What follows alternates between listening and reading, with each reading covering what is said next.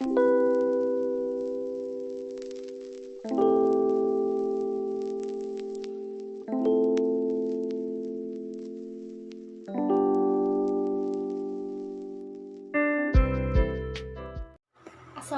warahmatullahi wabarakatuh. Hai semuanya, perkenalkan nama saya Cica Nur Farambita.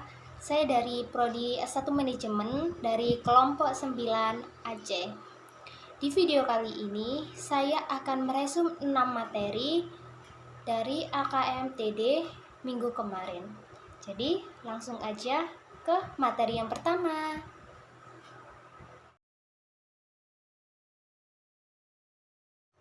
Materi yang pertama yaitu tentang analisis kondisi lingkungan atau singkatnya ANAKOLING. Analisis yaitu penyelidikan terhadap suatu peristiwa atau karangan, perbuatan, dan sebagainya untuk mengetahui keadaan yang sebenarnya, sebab-sebab, duduk perkaranya, dan sebagainya. Dan kondisi. Kondisi adalah keadaan sesuatu yang secara langsung maupun tidak langsung menyebabkan perubahan. Yang ketiga yaitu lingkungan, keadaan di sekeliling dan sekitar kita. ANAKOLING mempunyai tujuan, yaitu 3, yang mengidentifikasi faktor penghambat dan pendukung kegiatan. Yang pertama. Yang kedua, kondisi suatu lingkungan menentukan prioritas. Yang ketiga, potensi positif penunjang kegiatan. Kenali apa yang terjadi dengan organisasi Anda. Apa sesuai dengan harapan? Pertama, belum sesuai harapan. Yang kedua, cari akar masalah, bukan gejala. Yang ketiga, lakukan ANAKOLING dan cari gagasan atau solusi. Jika sudah sesuai harapan, pertahankan dan kembangkan. Perumusan gagasan awal yaitu mempunyai tujuan menetapkan gagasan awal yang sesuai dengan hasil analisis kondisi lingkungan secara kreatif, efisien, dan berbasis realita. Gagasan awal mempunyai kriteria, yaitu pertama, menarik, yang kedua, fasilitas atau dukungan ada, yang ketiga, penting, yang keempat, mudah, dan yang kelima yaitu murah. Pertimbangan pilihan kegiatan dalam organisasi juga mempunyai kriteria. Ada 4. Yang pertama, penting mendesak, yang kedua, tidak penting, yang ketiga, mendesak, dan yang keempat, penting tidak.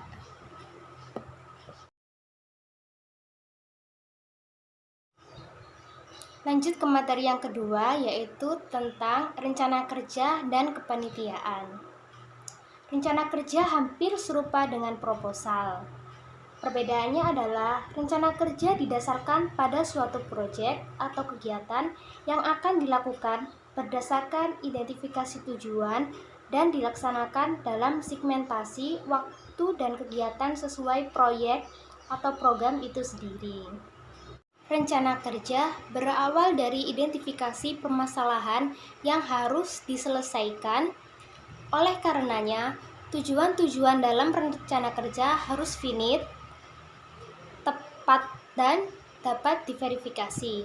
Selain itu, juga harus menunjukkan sumber daya yang diperlukan, hambatan-hambatan yang akan dihadapi, rancangan strategi pelaksanaan kegiatan, dan dapat menunjukkan aksi-aksi yang akan dilakukan untuk mencapai tujuan kegiatan atau proyek tersebut. Langkah-langkah alternatif penyusun rencana kerja ada 2. Yang pertama, mulai identifikasi tugas-tugas pekerjaan yang akan dilakukan untuk diselesaikan suatu kegiatan yang ditetapkan. Makin rinci makin baik. Jangan lupa untuk melakukan analisis dan forecast untuk tugas yang akan dilakukan, sehingga kemungkinan yang terjadi dapat diprediksi dari awal dan dapat disiapkan antisipasinya. Yang kedua, Urutkan tugas-tugas berdasarkan mana yang lebih dahulu dilakukan dan mana yang belakangan. Lanjut, proses dalam perencanaan rencana kerja ada 3. Yang pertama, proses akademis. Apa itu proses akademis? Yaitu perencanaan dilakukan dengan alur berpikir akademik atau disebut sistematis, logis, terukur, applicable, dan memiliki batasan yang jelas. Dilakukan oleh anggota atau unit organisasi yang secara fungsional bertanggung jawab dengan suatu rencana kerja. Yang kedua, proses partisipasi, yaitu perencanaan melibatkan banyak pihak, setidaknya anggota organisasi yang bersangkutan. Yang ketiga, proses bottom up atau top down. Apa itu? Artinya, aliran proses perencanaan berjalan dari bawah ke atas atau dari atas ke bawah. Lanjut, tahapan dalam penyusunan rencana kerja ada 4. Yang pertama, penyusunan rancangan rencana kerja. Biasanya dilakukan dalam bentuk brainstorming atau diskusi anggota dalam suatu organisasi. Yang kedua, penetapan rencana. Biasanya dilakukan dalam rapat yang di dalamnya diputuskan rencana kerja yang akan dilakukan untuk suatu kegiatan. Yang ketiga, pengendalian pelaksanaan rencana kerja. Biasanya dilakukan mulai dari persiapan sampai pelaksanaan suatu kegiatan. Yang keempat, evaluasi rencana kerja. Biasanya dilakukan dalam beberapa tahap, setidaknya 2 tahap. Evaluasi berguna untuk perbaikan dan mengukur proses, report atau keberhasilan pelaksanaan suatu kegiatan. Lanjut ke materi yang ketiga, yaitu tentang administrasi dan kesekretariatan. Kesekretariatan dapat diartikan sebagai keseluruhan rangkaian kegiatan penataan terhadap pekerjaan perkantoran atau surat menyurat dan tugas-tugas bantuan lainnya dalam rangka menunjang kelancaran pencapaian tugas organisasi. Dasar administrasi kesekretariatan adalah sebagai berikut. Pertama, mengadakan pencatatan atau recording semua kegiatan manajemen. Yang kedua, sebagai alat pelaksanaan pusat ketatausahaan. Yang ketiga, pengendali informasi internal atau eksternal organisasi.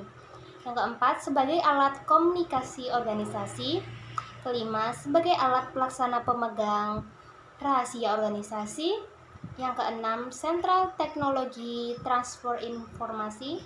Yang ketujuh, sebagai pusat dokumentasi atau master file. Sumber daya manusia atau pengurus. Sebuah sistem tidak mungkin bisa dijalankan tanpa ada manusia yang menjalankan, termasuk kesekretariat ini.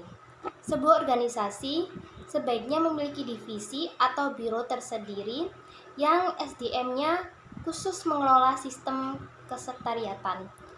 Biro ini biasanya bersifat internal karena bertugas mendukung kinerja intern organisasi. Yang kedua, sekretariat. Sebuah organisasi pun harus memiliki tempat tersendiri sebagai base camp yang berfungsi sebagai pusat administrasi serta tempat silaturahmi, bekerja, dan berkoordinasi antar pengurus.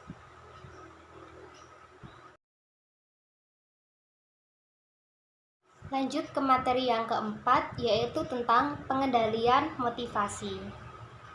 Menurut Mr. James, motivasi adalah suatu cara yang berkaitan dengan bagaimana perilaku seseorang dapat digairahkan, dipelihara, diarahkan, dan bila mungkin dihentikan. Definisi lain mengatakan bahwa motivasi adalah keadaan ada dalam diri seseorang yang dapat mendorong keinginan mereka untuk melakukan kegiatan atau perilaku tertentu guna mencapai suatu tujuan yang dicita-citakan. Motivasi itu sendiri sangat diperlukan bagi seseorang karena seseorang mau bertindak kalau ada faktor pendorongnya. Faktor pendorong tersebut ada yang menyebut dengan istilah yang pertama wish atau keinginan, yang kedua drive atau dorongan, yang ketiga urge atau desakan, yang keempat need atau kebutuhan, dan kelima motivasi atau keinginan. Selanjutnya yaitu dampak dari konflik. Dampak dari konflik itu ada sisi negatif dan juga sisi positif. Sisi positifnya yaitu yang pertama, motivasi meningkat, yang kedua, loyalitas meningkat, yang ketiga, ikatan kelompok lebih erat, yang keempat, kreativitas meningkat, yang kelima, membantu upaya mencapai tujuan. Adapun sisi negatifnya yaitu produktivitas menurun, kepercayaan merosot, informasi dirahasiakan atau grup komunikasi berkurang. Yang keempat, timbul masalah moral, dan yang terakhir, proses pengambilan keputusan tertunda.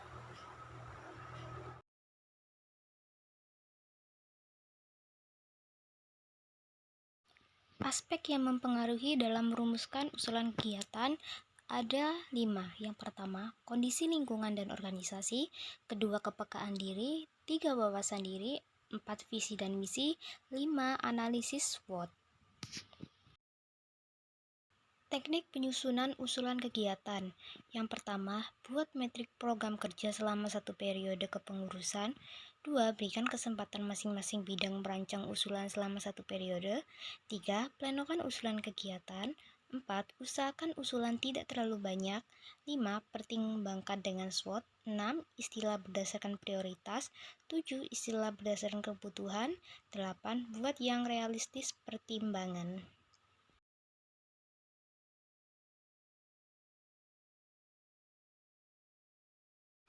Pengertian soft skill dan hard skill. Pengertian soft skill. Soft skill adalah kemampuan komunikasi, karakteristik seseorang, kecerdasan sosial yang melekat serta kemampuan beradaptasi dengan baik di dalam kehidupan bersosial. Sedangkan hard skill adalah suatu kemampuan yang bisa dipelajari serta ditingkatkan melalui latihan, pengulangan, dan pendidikan. Contoh soft skill. Pertama, komunikasi di kampus. Kamu akan sering berkomunikasi dengan teman dan dosen mengenai mata kuliah hingga diskusi ilmiah. 2, bekerja sama. 3, adaptasi. 4, pemecahan masalah. 5, manajemen. Dan 6, networking. Contoh hard skill. 1, kemampuan menggunakan komputer. Saat ini, hampir seluruh pekerjaan dipastikan melibatkan pemakaian komputer di dalamnya. 2, paham sosial media. 3, kemampuan bahasa asing. 4, kemampuan analisis. 5, kreatif dan inovatif. 6, kemampuan administratif.